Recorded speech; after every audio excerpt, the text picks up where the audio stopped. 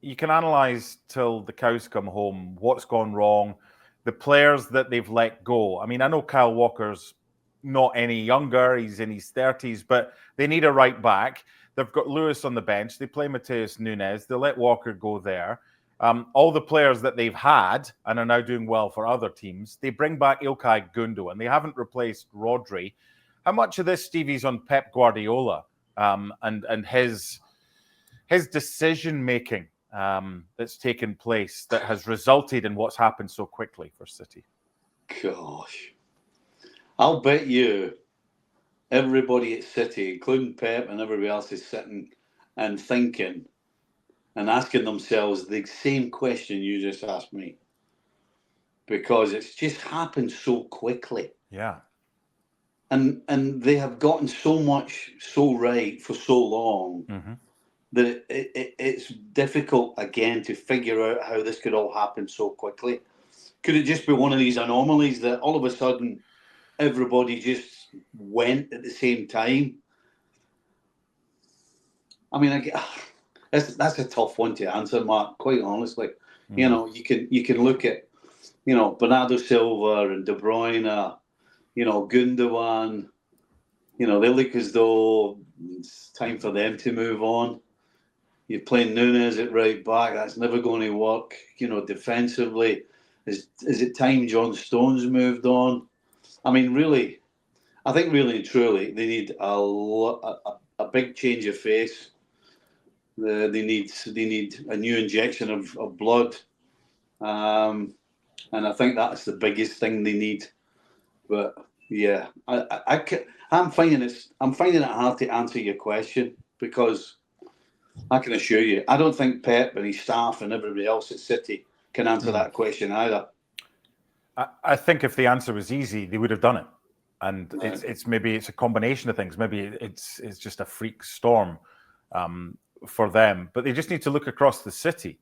And when Manchester United, who'd won loads of league titles, didn't win a title, and it was like, oh, is this the end of it? They found a way, and Sir Alex changed things and did what he did.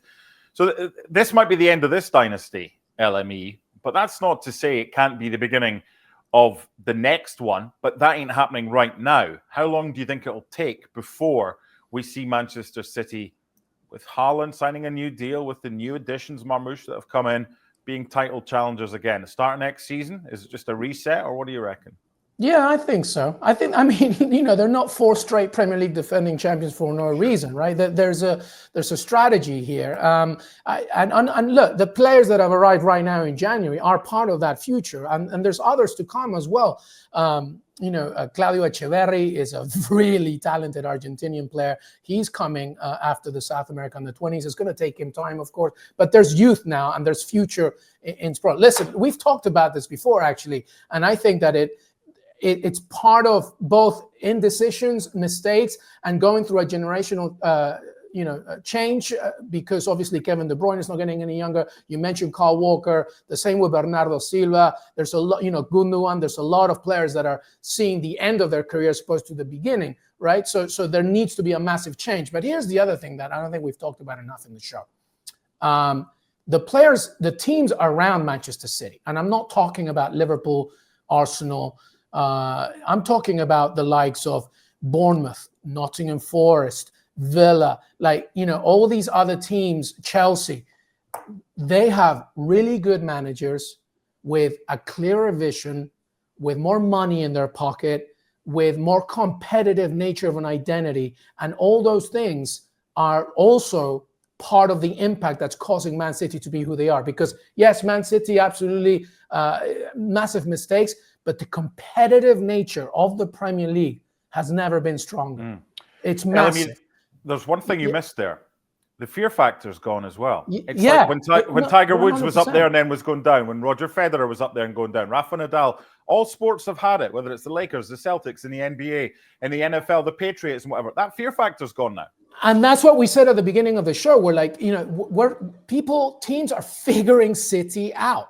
They're figuring them out. It happened with Jose Mourinho as well. And the fear factor, to your point, is missing. So all of this, beginning with the snowball of Rodri's absence, who's so big, has caused everybody else and Man City itself, as of today, to say you may not be the same one who you are this season, because this summer coming up, and obviously we have to also wait and see what happens with the 115 charges, allegations, etc., because there's a lot of other things they have to worry about. But this summer is massive now. If Pep Guardiola stays, because I remember Mark Ogden being on this very show, not being too sure if Pep Guardiola was even going to stay this summer, contract or no contract. So there's a lot to do, but I think that they have within them to figure it out. But it's no longer, like you said, a kingdom that used to be impenetrable. There's a lot of other teams that can do some things as well. I would absolutely hate if Pep walked away at the end of the season. Yeah, I don't think he will, but you never know. I think he would hurt his legacy if he did that. Nobody has any questions about how good a coach he is. But every team he's coached, he's picked them up when they're pretty much at the top. Barcelona, Bayern Munich, and City. He's picked up teams that were at the top. So for him to have this horrendous time with his team, and I think if he stayed and took them back to either winning the Premier League or competing at least for the Premier League, I think that would enhance his legacy. But I think if he walked away, I think it would take a little chip out of it, quite frankly. Because then, I'm certainly thinking about it. I'm looking at it going, well, what's he got when things go bad? So coaching's the easiest thing in the world when you've got a good team and you're winning.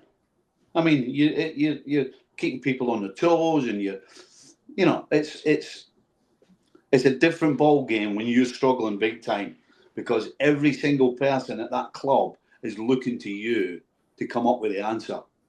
And so I think if Pep walked at the end of the season, I would certainly be hugely disappointed in him, and I think it would hurt his legacy.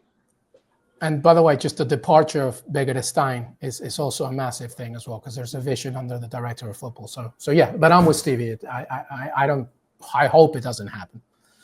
Plenty to ponder for Manchester City, but today's all about Arsenal. From Martin Odegaard's opener to Thomas Partey's second, to Miles Lewis-Skelly's first ever senior goal for Arsenal's third, to Kai Havertz, who probably scored from a harder chance than the one he missed in the second half, and then young Ethan Nwaneri right at the end. The future's good for Arsenal. It was a 5-star display from the Gunners. Bye for now.